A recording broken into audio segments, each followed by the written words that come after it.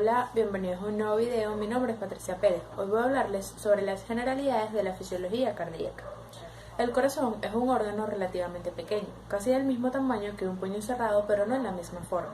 Tiene medidas de 12 centímetros de alto, 9 centímetros de ancho y 6 centímetros de espesor, un peso de 250 gramos en mujeres adultas y 300 gramos en hombres adultos.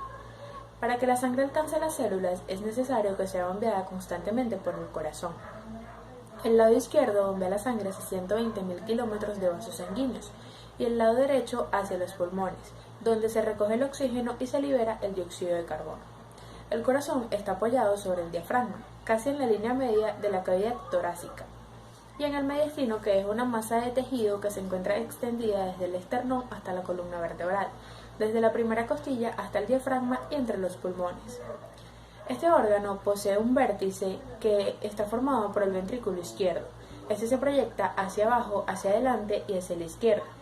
Una base, que es su cara superior, que está formada por las cámaras cardíacas superiores. Además de la base y el vértice o ápex, tiene caras y bordes. La cara anterior está detrás de las costillas y del esternón. La cara inferior es la que tiene el ventrículo izquierdo apoyado sobre el diafragma. El borde derecho mira hacia el pulmón derecho y se extiende desde la base hasta la cara inferior. Y el borde izquierdo o borde pulmonar contacta con el pulmón izquierdo y se extiende desde la base hasta el ápice. Una vez que sabemos cómo está localizado y cuáles son sus partes, debemos saber cómo está compuesto histológicamente. Histológicamente, el corazón tiene 4 capas: el pericardio, el epicardio, el miocardio y el endocardio. El pericardio se divide en dos: pericardio fibroso, que rodea completamente al corazón, y pericardio seroso, que corresponde a la capa del epicardio. Seguidamente está el miocardio, que es el tejido muscular y corresponde al 95% de este órgano. Gracias a las fibras musculares que se encuentran en él, se producen los procesos de contracción y relajación. Y por último, el endocardio es la capa más fina y más profunda y está compuesta por endotelio. En la superficie del corazón también se pueden observar surcos que contienen vasos coronarios y cantidad variable de grasa, como el surco coronario, que es profundo y rodea todo el corazón, delimita los sectores auricular y ventricular, y el surco interventricular anterior, que está en la cara anterior del corazón y delimita los dos ventrículos, siguiendo en la cara posterior como surco interventricular posterior. Cabe destacar que el corazón está compuesto por 4 cámaras cardíacas, 2 superiores y 2 inferiores. Las cámaras cardíacas superiores son las aurículas. Estas son las encargadas de recibir sangre que retorna de los vasos sanguíneos y pasarla a los ventrículos. En su interior, cada aurícula va a tener una pequeña bolsa llamada orejuela que le va a permitir recibir mayor flujo de sangre. Las cámaras cardíacas inferiores son los ventrículos y son los encargados de eyectar la sangre a las arterias. En su interior, los ventrículos tienen trabéculas cavernosas que son formadas por haces de fibras musculares, músculos pectíneos y cuerdas tendinosas. Ahora bien, la aurícula derecha es la que recibe la sangre de la vena cava superior, la vena cava inferior y el seno coronario. Esta sangre va a ser pasada al ventrículo derecho por medio de la válvula tricúspide, que, como su nombre indica, tiene 3 valvas. La aurícula izquierda recibe sangre de las venas pulmonares y esta sangre va a pasar al ventrículo izquierdo por la válvula bicúspide, que tiene 2 valvas. En cuanto a los ventrículos, el derecho tiene la función de eyectar la sangre a través de la válvula pulmonar a una gran arteria que es el tronco pulmonar. Esta se divide en arteria pulmonar derecha y arteria pulmonar izquierda. Y el ventrículo izquierdo tiene la función de eyectar la sangre a través de la válvula aórtica a la arteria aorta ascendente.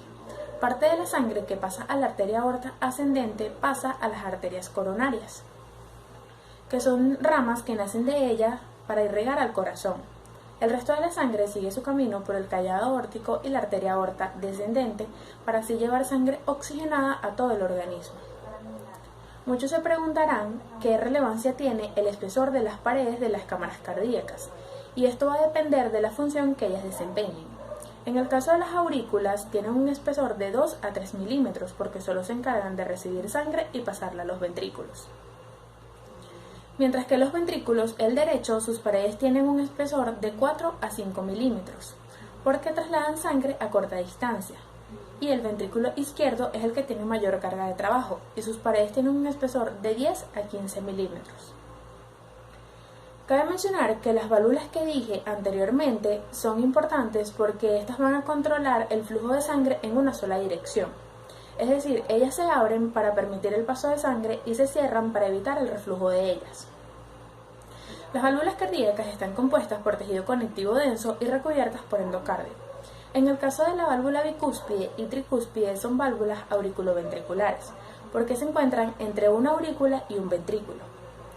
Cuando una válvula auriculoventricular se abre, los extremos de las valvas se proyectan hacia el interior de los ventrículos, dejando que la sangre pase de un lugar de mayor presión a un lugar de menor presión, que en este caso sería el ventrículo, que se encuentra relajado al igual que los músculos pectíneos y las cuerdas tendinosas.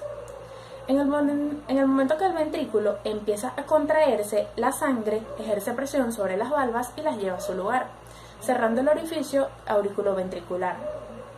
Los músculos pectíneos van a estirar las cuerdas tendinosas que van a mantener las valvas en su lugar mientras se produce la contracción y eyección ventricular. Por otra parte, la válvula aórtica y pulmonar son válvulas que tienen 3 valvas con aspecto de media luna, y es por esto que se llaman válvulas semilunares. Una válvula semilunar solo se abre cuando la presión del ventrículo excede la presión de la arteria, proyectando los extremos de sus valvas hacia el borde convexo de las arterias, dejando pasar la sangre. Cuando la sangre en la arteria ejerce presión a las valvas, se cierra el orificio entre un ventrículo y una arteria. Haciendo referencia a la irrigación del corazón, debemos saber que los nutrientes no logran difundir lo suficientemente rápido desde las cámaras cardíacas hasta las paredes cardíacas, por lo que el miocardio tiene su propia red de vasos sanguíneos, que son las arterias coronarias mencionadas anteriormente. Estas rodean al corazón como una corona rodea una cabeza. Cuando el corazón se contrae, el flujo en estas arterias es reducido porque estas son comprimidas hasta cerrarse. Cuando el corazón se relaja, el flujo es mayor debido a la elevada presión en la arteria aorta. La sangre sigue su camino hasta llegar a los capilares, donde se libera el oxígeno y los nutrientes al miocardio. Se recoge el dióxido de carbono para ser trasladado a las venas coronarias, y la mayor parte de la sangre desoxigenada del miocardio desemboca en la aurícula derecha, justo en el seno coronario ubicado en el surco coronario. Es importante señalar que el sistema de conducción del corazón está compuesto por fibras automáticas autoexcitables, que se van a asegurar de que las cámaras cardíacas sean estimuladas para contraerse de forma organizada. El potencial de acción se produce en el nodo sinoauricular, que está ubicado en la aurícula derecha justo por debajo de la desembocadura del seno coronario. Las células del nodo sinoauricular no tienen un potencial de reposo estable, por lo que se despolariza espontáneamente. Al despolarizarse espontáneamente, alcanza un potencial marcapasos. El potencial marcapasos debe alcanzar un potencial de umbral para que éste se propague por todas las aurículas. Al propagarse por ambas aurículas, llega al fascículo del nodo auriculoventricular o el haz de His, que es el único lugar por donde se puede propagar un potencial de acción de las aurículas a los ventrículos. Al propagarse por todas las de His, llega al vértice cardíaco, y finalmente las fibras de Purkinje lo van a propagar rápidamente por todo el miocardio ventricular, y así empieza el proceso de contracción y eyección ventricular. El nodo sinoauricular va a producir un potencial de acción cada 0.6 segundos o 100 veces por minuto. Cabe destacar que un ciclo cardíaco comprende todos los fenómenos asociados a un latido cardíaco, es decir, la sístole y la diástole. La sístole es el proceso de contracción de las aurículas y los ventrículos, y la diástole el proceso de relajación. Un ciclo cardíaco se entiende mejor si decimos el concepto de la presión arterial, que es la presión que ejerce la sangre sobre las arterias. Sus valores normales son de 120-80 en adultos. La frecuencia cardíaca son el número de latidos comprendidos por minuto, y sus valores normales oscilan entre 60 y 100 latidos por minuto en adultos. Un ciclo cardíaco inicia con la sístole auricular, donde las aurículas se contraen y los ventrículos están relajados. En ese momento se abren las válvulas auriculoventriculares para dejar que la sangre pase de un sitio de mayor presión a un sitio de menor presión. La sístole auricular dura aproximadamente 0.1 segundos.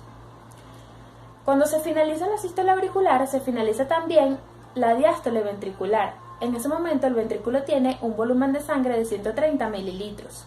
Eso se llama volumen de fin de diástole. Seguidamente empieza la sístole ventricular. La sístole ventricular dura aproximadamente 0.3 segundos. Los ventrículos se contraen y las aurículas están relajadas. En ese momento hay un proceso de contracción isovolumétrica que dura 0.05 segundos, donde las aurículas tienen sus válvulas cerradas, es decir, las válvulas auriculoventriculares, y las válvulas semilunares también están cerradas. Seguidamente se va a producir el proceso de eyección ventricular, que dura 0.25 segundos. Posteriormente va a haber un proceso de relajación isovolumétrica de 0.4 segundos. Y luego la aurícula empieza a contraerse de nuevo, se abren las válvulas auriculoventriculares y empieza el llenado ventricular y le da inicio a otro ciclo. Por último, debo decir que el gasto cardíaco es el volumen de sangre eyectado por los ventrículos a las arterias en cada minuto. Este va a ser controlado por la precarga, que es el estiramiento que debe tener el corazón antes de contraerse, por la contractilidad, que es la fuerza con la que se contraen las fibras musculares, y por la poscarga, que es la presión que debe ser ejercida sobre el ventrículo antes de que se produzca la eyección ventricular. Ahí es donde cabe mencionar el mecanismo de Frank Starling del corazón, que dice que mientras mayor volumen de sangre recibe el corazón en la diástole, mayor fuerza de contracción ejercerá en la sístole. Antes de culminar con este video, debo decir que el corazón está controlado por el centro cardiovascular ubicado en el bulbo raquídeo. Esta región del tronco encefálico recibe estímulos de diferentes receptores de centros cerebrales superiores, como el sistema límbico y la corteza cerebral.